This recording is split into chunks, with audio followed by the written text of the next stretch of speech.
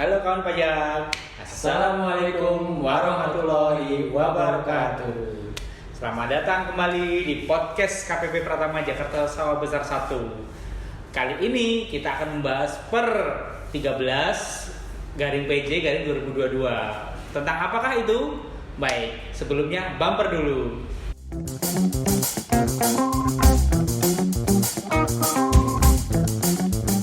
Oke, berjumpa kembali bersama kita berdua Ya, sebagai penyuluh di KPP Sawah Besar 1 dengan Pak Dani di sini dan sebelah kanan saya Mas Sungkono.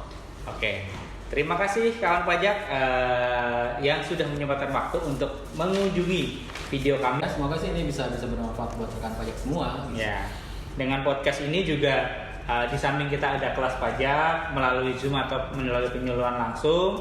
Dengan podcast ini kawan pajak semua bisa mengakses informasi atau mengakses diskusi pajak atau sosialisasi pajak tentang aturan terbaru, tentang kebijakan, tentang tutorial atau apapun itu tanpa harus di jadwal tertentu gitu. Betul. Jadi jangan lupa bunyikan lonceng notifikasinya juga. Jadi apabila kami mengupload video baru, rekan pajak, kawan pajak semua akan mendapatkan notifikasinya. Mungkin diawali dengan pantun dulu kali ya. Oh, Pak Dani udah gimana pantun? Ada. Gorengan mendoan, bahannya dari tempe. Cakep. Rasanya enak, kayak protein nabati. Cakep. Kawan pajak, baik non PKP maupun PKP, Cakep. kita ikuti podcast kita kali ini. Wih, luar biasa. Kapan bikin pantunnya, Pak? Ada deh. Jadi gimana, diulang atau? Udah cukup, Pak. Udah cukup. Udah Ya. Langsung ke materi kalau begitu ya. Oke. Kali ini seperti yang saya sebutkan di awal tadi, kita akan membahas per 13 garing BC garing 2022. Namun sebelum itu, kita juga mau flashback nih. Kalau di podcast sebelumnya kita membahas PMK 58 ya Pak Dani. PMK 58 dan sekilas tentang Per 14. Betul. Nah, di PMK 58 itu kan kita membahas tentang prosedur atau proses jenis pemungutan PPN atau PPh kepada pedagang melalui saluran elektronik ya Pak. Betul, yang melakukan pengadaan di dalam sistem informasi ya, pengadaan pemerintah. Yaitu istilahnya melalui pengadaan online tapi melalui instansi pemerintah kawan pajak gitu. Nah, di per 13 ini nah khusus membahas tentang gimana sih rekanan yang jualan barang yang ikut pengadaan ini melaporkan pajaknya, membayar pajaknya dan sebagainya. Memang hanya terbatas di rekanannya saja. Ya, karena memang di PMK 58 itu sendiri kan memang ada 3 pihak yang diatur. Yang pertama adalah tentunya pelaku perdagangan melalui sistem elektronik yaitu PPMSC, dalam hal ini marketplace pengadaan maupun detail daging pengadaan. Terus yang kedua tentunya adalah rekanan atau merchant atau pengusaha yang melakukan pengadaan untuk instansi pemerintah. Dan yang ketiga itu adalah user dari sistem informasi pengadaan pemerintah, yaitu para bendaharawan. Nah, khusus untuk per 13 ini itu hanya menyangkut terkait rekanannya saja, Mas Sungkono. Jadi di per 13 ini tidak membahas dari sisi bendahara atau dari sisi pemungutnya ya Pak? Betul, karena memang dalam pelaksanaannya di PMK 58 itu sendiri ternyata di aplikasinya itu di masyarakat itu terjadi semacam pertanyaan gitu. Ini ada pertanyaan nih, kalau misalkan merchant itu nggak PKP itu bagaimana? Karena PMK 58 tanda kutip ya mengharuskan gitu merchantnya itu udah sebagai PKP karena ada kewajiban dari si PPMS itu untuk menerbitkan dokumen yang dipersamakan dengan faktur pajak maupun dokumen yang dipersamakan dengan bukti potong. Nah ini juga penting, ini nanti akan dibahas dengan lugas di podcast kami ini nanti. Nah ini kebetulan kan di awal September ini kan ada beberapa ketentuan tentang PPN ini ya Pak? Betul. Apa aja ya? Jadi memang ini karena menyangkut per 13 ini kita flashback dulu deh di September 2022 ini. Iya betul. Jadi memang sebagai antisipatif ya, sebagai bahwa pemerintah itu memahami apa yang terjadi di lapangan, tentunya diperlukan ketentuan-ketentuan yang memang mengatur yang mengakomodir keadaan di masyarakat dalam hal terutama PPN-nya ini. Jadi iya. di September ini di tanggal 9 itu terbit Per 13 PJ 2022 yang isinya adalah tentang tata cara pelaporan pertambahan nilai atau pajak pertambahan nilai atas barang mewah bagi rekanan ya, yang tergabung dalam sistem informasi pengadaan pemerintah. Lalu apa lagi, Pak? Dan di 4 hari kemudian 3 hari kemudian ya 14 September 2022 itu keluar Per 14 yang sudah kita bahas di kemarin ya berbarengan dengan PMK 58 karena ini kaitannya dengan pelaporan SPT bagi si pihak lain. Pelaporan SPT PPN bagi pihak lain yang diakomodir di PPN PUT 1107. Kemarin sempat kita bahas ya, Pak. Iya, kita sudah bahas di PMK 58. Sekilas memang belum terlalu rinci. Mungkin lebih rincinya enaknya sih di kelas pajak ya, karena bisa langsung tanya jawab. Karena ini kan Betul. sifatnya hanya satu arah. Jadi hal-hal yang perlu ditanyakan Betul. mungkin tidak akan langsung terjawab gitu. Itulah enaknya kalau di kelas pajak ya, Pak. Mungkin Betul. ada plus minusnya masing-masing ya. Jadi ya inilah salah satu cara kita untuk mengenalkan ketentuan. Yang pertama melalui podcast yang satu arah sifatnya, dan hal lain yang bisa kita lakukan adalah kelas daring gitu kan. Kelas pajak baik daring maupun luring. Oke. Terus kembali lagi nih, di selain Per 14 itu kan yang kita bahas di kesempatan kali ini Per 13 itu apa menariknya sih, Pak? Nah, ini dia yang menariknya.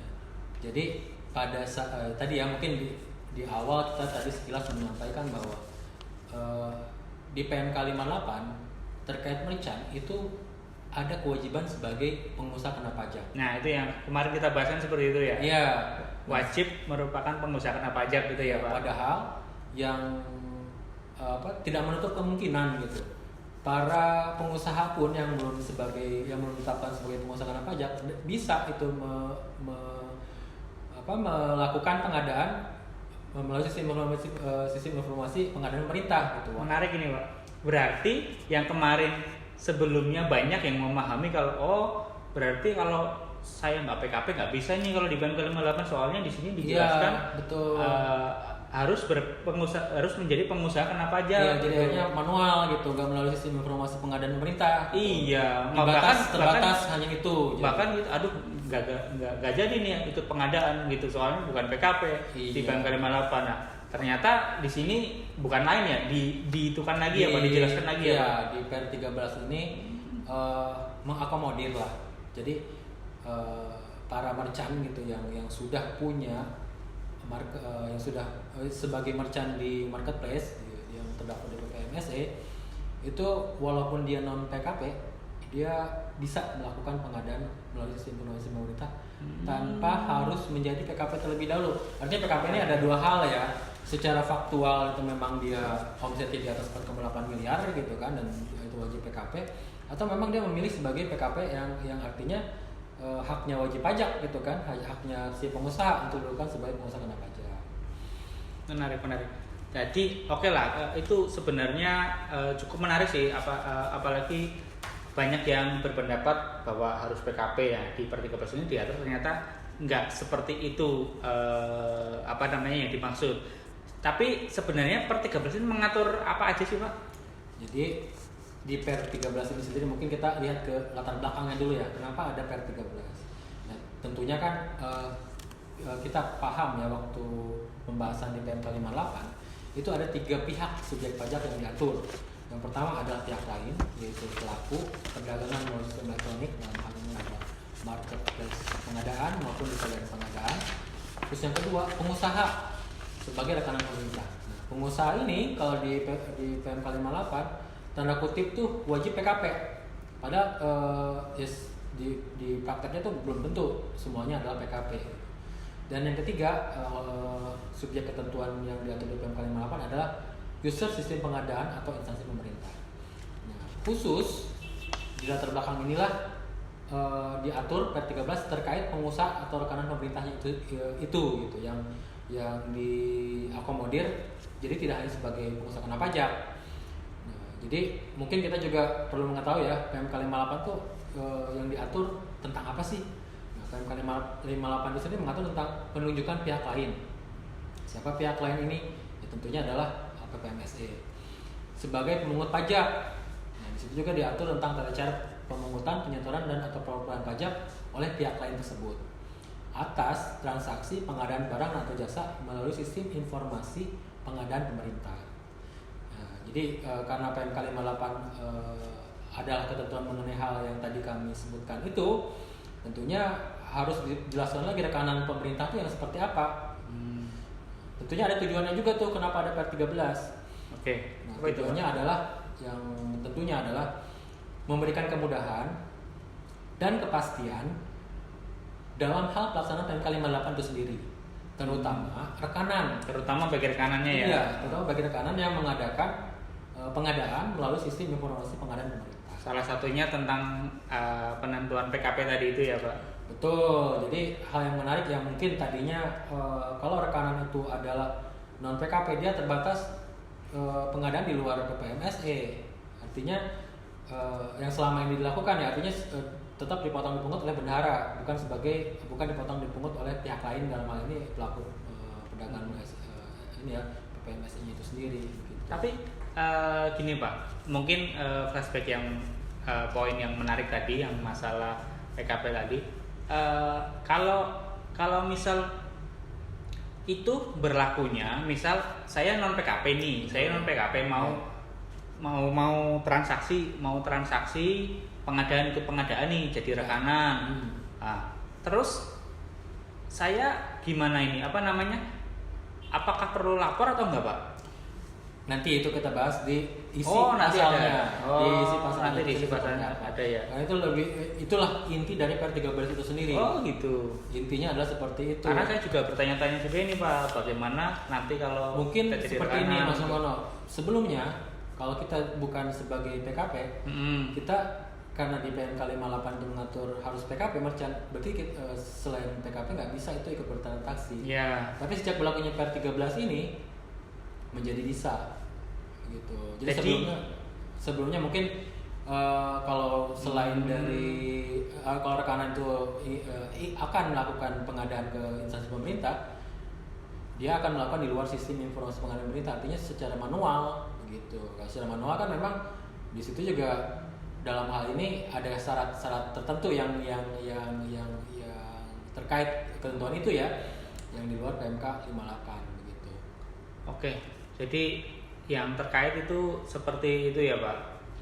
Berarti nanti apa aja Pak yang terkait yang diberlakukan di Per13 ini? Sebenarnya ada tiga hal ya, yang diatur di PMK 58. Ruang lingkupnya itu sendiri sebenarnya pasti bahwa itu yang diatur adalah terkait sistem. Ini intinya ya Pak. Inti Per13-nya, core to the core-nya ya Pak. Ya, core to the core ya. Jadi apa? Intinya itu sebenarnya ada tiga hal. Jadi Per13 itu sendiri mengatur pengadaan yang dilakukan di sistem informasi pengadaan pemerintah.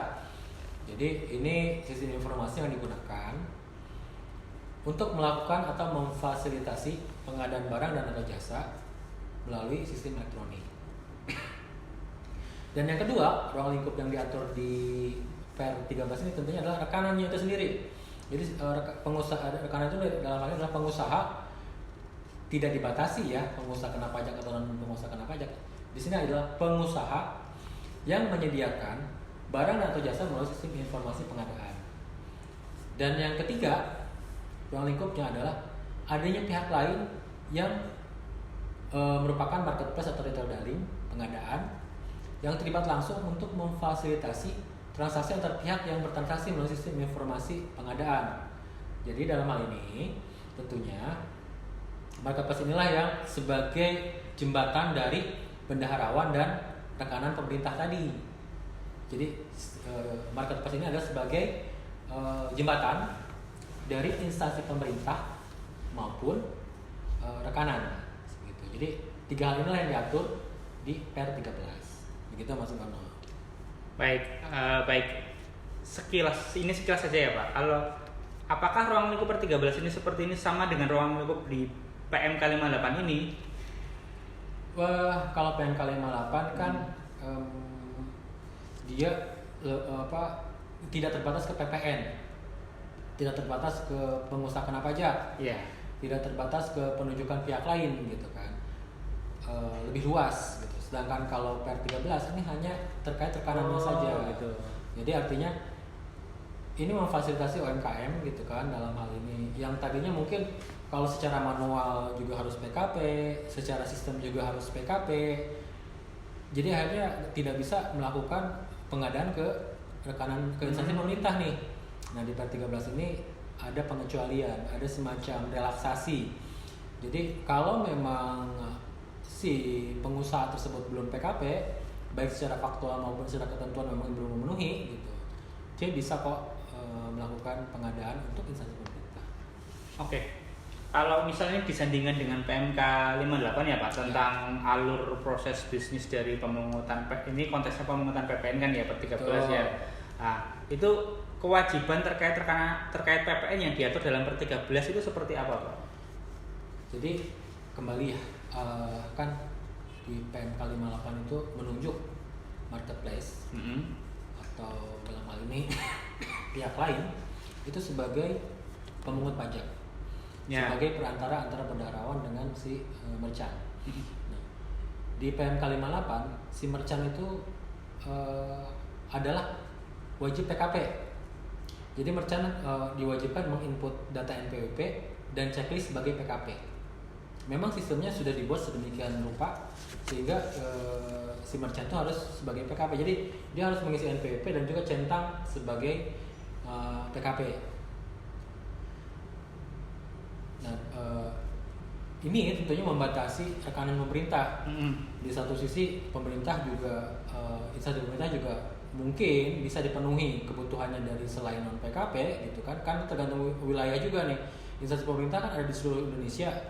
Belum tentu rekanan-rekanan pemerintah tersebut sudah PKP semua gitu. Padahal kemungkinan gitu si rekanan pemerintah inilah sebagai pemasoknya gitu, seperti itu. Nah, bagaimana kalau hal itu terjadi? Ternyata di PR13 itu sendiri si merchant itu cukup hanya mencentang sebagai PKP walaupun dia non PKP dan mengisi NPWP-nya itu cukup gitu, seperti itu. Jadi kalau kita lihat alurnya ya, pada saat terjadi transaksi antara merchant dengan instansi pemerintah, dalam hal ini melalui sistem informasi pengadaan pemerintah gitu, dan pengadaannya difasilitasi oleh marketplace atau retail daring tadi ya.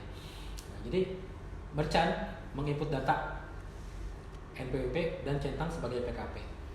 Instansi pemerintah belanja melalui PPMSE ke barang-barang merchant tadi gitu, seperti itu. Nah, atas pembelanjaan tadi si marketplace dia akan atas nama merchant akan membuat invoice. Nah, dalam hal ini invoice ini adalah sekaligus sebagai dokumen yang dipersamakan dengan faktur pajak dan juga dokumen yang dipersamakan dengan bukti potong PPh pasal 22. Oh, jadi invoice-nya itu dipersamakan dengan bukti potong PPh-nya juga ya? Ya. Nah, setelah membuat invoice, kemudian marketplace itu akan meneruskan uang dari instansi. Jadi artinya kan marketplace menerbitkan invoice ya tadi, terus dibayar oleh pemerintah. Nah, uangnya itu, uang dari yang diterima oleh instansi, yang diterima oleh marketplace dari instansi pemerintah akan diteruskan ke merchant. Setelah dikurangi pasal 22, PPh pasal 22 dan PPN yang dipungut. Nah, atas uang yang telah dipotong dari pungut tadi, jadi si merchant dia menerima ini ya, sudah net ya, di luar PPh pasal 22 maupun PPN 11%. Atas potongan dan pungutan tadi, marketplace akan melaporkan potongan PPN yang dipungut tadi dan juga PPh pasal 22 tadi di pelaporan PPN put untuk PPN-nya gitu kan di marketplace, dan PPh pasal 22 yang telah dipungut di itu pihak marketplace, PMSE-nya itu PMSE. ya. PMSE-nya itu. Sedangkan si merchant nanti dia melaporkan ya sesuai dengan kondisinya. Nanti di PR13 di pasal 1 akan ketahuan tadi PR13. Jadi PR13 itu sendiri cuma ada 6 pasal kalau nggak salah, atau 7 ya? Iya. Iya, segituan. Nanti dilihat deh rekan pajak sedikit pak pasalnya, dia memang hanya fokus ke rekanan pemerintah tadi. Lanjut tadi setelah marketplace menyetor PPN yang dipungut dan PPh pasal 22 yang dipotong gitu, nanti marketplace juga akan melaporkan PPN yang dipungut dalam SPT masa PPN 1107 PUT dan PPN yang dipungut dalam SPT masa unifikasi. Nah, yang untuk ketentuan yang mengatur terkait PPN yang dipungut dalam 1107 PUT itu diatur di Per 14 yang sebelumnya kita telah bahas sama Mas itu. Jadi mungkin di sini yang menjadi titik berat adalah pada saat terjadi transaksi merchant itu berlaku sebagai PKP. Yang di PMK 58 ini. Nah, di Per 13 itu ada semacam relaksasi. Relaksasinya seperti apa? Itu ada di pasal berikutnya. Jadi apa namanya, selain yang udah diatur di PMK 58 ini, ternyata ya di Per 13 ini diberikan adanya relaksasi. Semacam relaksasi, artinya gini. Lanjut ya ke kewajiban daripada si rekanan. Kan tadi kan kita bahas ya di PMK 58 itu kaitannya di kewajiban di si marketplace atau PMSC-nya ya sebagai marketplace pengadaan maupun retail pengadaan. Nah, sekarang ke rekanannya atau di merchant-nya. Untuk yang PPN. Kalau yang untuk PPN tentunya dia wajib dipotong dan dipungut oleh si marketplace. Tentunya baik itu PKP maupun non PKP, dia akan dipotong dan dipungut oleh si marketplace karena dia melakukan transaksinya di dalam marketplace itu sendiri ya, di dalam perdagangan melalui sistem elektronik. Tentunya setelah dipotong oleh si pihak lain tadi, si merchant atau rekanan dia wajib melakukan pelaporan atas PPN dan atau PPN dan PPNBM yang dipungut dalam SPT masa PPN kalau dia pengusaha kena pajak di SPT-nya. Di SPT-nya dalam kolom penyerahan yang PPN-nya dipungut oleh pemungut. Oh gitu. Itu untuk yang PKP.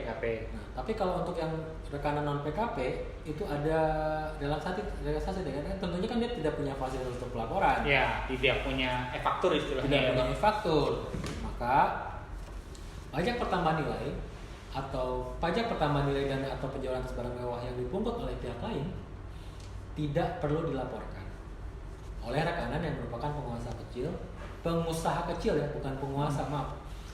Oleh rekanan yang merupakan pengusaha kecil berdasarkan peraturan perundang-undangan yang berlaku. Jadi inilah sebenarnya inti dari Per 13 itu sendiri. Begitu. Oke. Mungkin saya coba simpulkan ya Pak. Nanti mungkin Pak Dhani bisa koreksi ya. Kita koreksi sama-sama aja. Ya, saya coba nyimpulkan lah dari pertanyaan-pertanyaan saya tadi. Mungkin dari Per 13 ini adalah tata cara ya, Per 13 ini tata cara pelaporan PPN dan PPNBM itu untuk rekanan ya Pak. Untuk rekanan. Nah, di dalam proses bisnis yang sesuai PMK 58 itu bahwa atas PPN dan PPh 22 itu sudah dipungut oleh pihak lain. Di PMK 58 seperti itu. Ya, yang mana itu adalah istilahnya di pengadaan oleh instansi pengadaan barang dan jasa oleh instansi pemerintah melalui sistem elektronik itu PPN dan PPh 22-nya itu sudah dipungut oleh PMSE atau pihak lain, bukan oleh bendaharanya. Itu ya. Betul. Sedangkan atas rekanan itu sendiri itu ada kewajiban untuk melaporkan transaksi tersebut di dalam SPT masa PPN-nya ya Pak. SPT masa PPN-nya karena seperti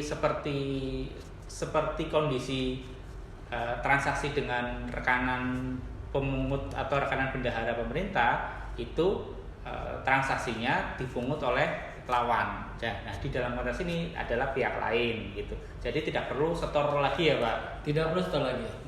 Jadi artinya kalau untuk PPN itu sendiri itu sebagai, kalau untuk yang pelaporan untuk yang PKP ya, itu sebagai PPN yang terutang diisi di kolom penyerahan yang pajak pertambahannya dipungut oleh pemungut. Sedangkan untuk rekanan tidak perlu dilaporkan. Itu terkait PPN-nya. Sedangkan untuk PPh-nya itu ada kredit pajak. Untuk PPh-nya itu bisa dikreditkan ya di SPT tahunan oleh wajib pajak rekanan itu sendiri ya. Betul. Oke. Kembali lagi ke PPN-nya itu nanti yang saya tangkap dari diskusi kita, nanti di PPN-nya kita sebagai rekan, misal saya sebagai rekanan itu memasukkannya bukan di faktur keluarannya Pak, tapi di dokumen lainnya ya Pak. Di dokumen lain yang dipersamakan dengan faktur pajak. Betul. Karena itu ada bentuknya invoice tuh, rekan Betul. pajak. Bentuknya invoice, jadi bukan faktur pajak yang standar ya. Iya. Karena kita itu jadi di PMK 58 tuh atas invoice yang diterbitkan yang dibuat oleh marketplace oleh PPMSE kepada benda instansi pemerintah itu merupakan dokumen yang dipersamakan sebagai faktur pajak dan juga sebagai dokumen yang dipersamakan sebagai bukti potong tanggal masalah juga. Oke. Nah, tetapi ini yang menarik. Tetapi untuk pengusaha kecil, Ya. nah untuk pengusaha kecil tidak ada relaksasi yang tadi dibilang tanda petik relaksasi. PPN atau pajak pertambahan nilai dari penjualan barang mewah PPNBM yang dipungut oleh pihak lain tidak perlu dilaporkan oleh rekannya yang merupakan pengusaha kecil berdasarkan peraturan perundang-undang perpajakan. Dalam hal ini tanda kutip adalah wajib pajak UMKM yang Ada dua tuh. Ada dua. Di bawah 4,8 atau memang memilih bukan sebagai pengusaha kena pajak. ya. Jadi ketika belum dikukuhkan sebagai PKP itu tidak perlu melaporkan atas transaksi ini gitu. Khusus untuk transaksi dengan instansi pemerintah melalui sistem elektronik gitu. Jadi ini memang hanya terbatas di ruang lingkup tadi ya. Jadi yang perlu digarisbawahi ruang lingkupnya ya Per 13 itu hanya yang pengadaan yang tadi gitu. Hanya pengadaan yang pertama difasilitasi oleh pihak lain atau marketplace atau retail dari pengadaan terus melalui sistem informasi pengadaan gitu. Dan itu dilakukan melalui sistem elektronik seperti itu. Oh iya. Saya kira kesimpulan yang saya tangkap itu seperti itu Pak Dhani. Mungkin ada tambahan lagi Pak dari Per 13 ini? Sudah cukup. Jadi memang memang itu sangat jadi Per 13 ini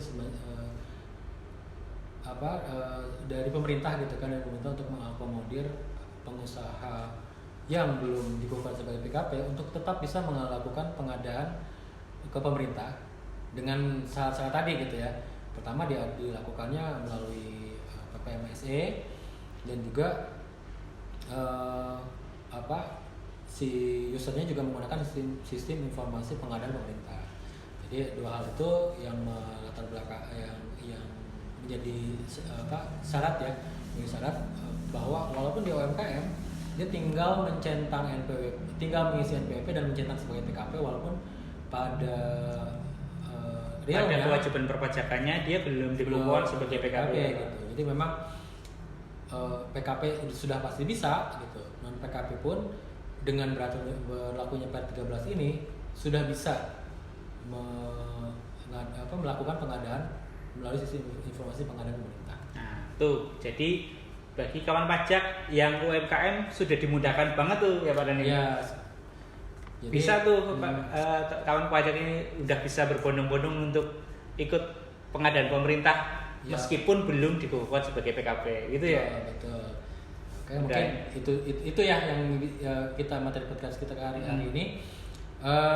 Semoga memberikan manfaat buat kawan pajak semua dan informatif juga. Silakan sampaikan kepada yang memang membutuhkan informasi ini. Dan kembali ya ke itu kalau memang dirasa ini podcastnya itu menarik, silakan follow, subscribe, klik lonceng, comment, share. Dan apabila kita ada salah-salah kata, mohon dimaafkan. Kami pamit, sampai berjumpa di podcast kami berikutnya dengan materi perpajakan yang berbeda dan lebih informatif lagi. Terima kasih. Assalamualaikum warahmatullahi wabarakatuh.